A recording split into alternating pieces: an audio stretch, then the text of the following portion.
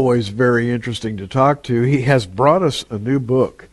We've talked about his 5 previous books for a long time here at Prophecy in the News, but he is publishing a new one called Return to Mecca. And Avi, this book, quite frankly, when I first started to try to absorb it, it puzzled me because who's returning to Mecca? Israel is returning to Mecca. And I thought, wait a minute, why would Israel return to Mecca? And listen to this, because you're going to be interested. I'm just going to turn him loose. Why would Israel return to Mecca? Because God says so.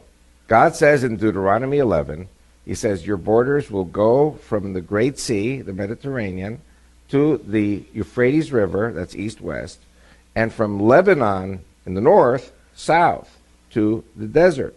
What's the desert? The desert is not the Negev, which was the tribe of Judah. It is not the Sinai Peninsula in Egypt, because that was always pharaonic. The great and horrible desert, as it is described in the Bible, is the Arabian desert.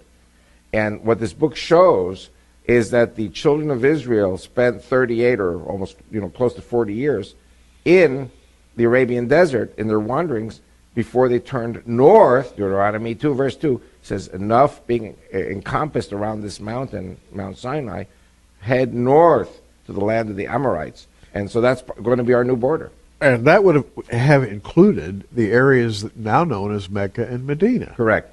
And so they actually set foot on this soil. Wherever your feet will tread will be yours. And yeah, I was going to have you talk about that, because that's a promise that God made to Israel, wherever your foot shall touch the ground. And by the way, I think people are beginning to learn, finally, and it's been a slow process, they're beginning to learn that Mount Sinai is not in the Sinai Peninsula. It's in what used to be called the land of Midian, over on the eastern shore of the Red Sea, not far, I guess, from the Gulf of Eilat, and then moving on inland to contemporary Mecca and Medina.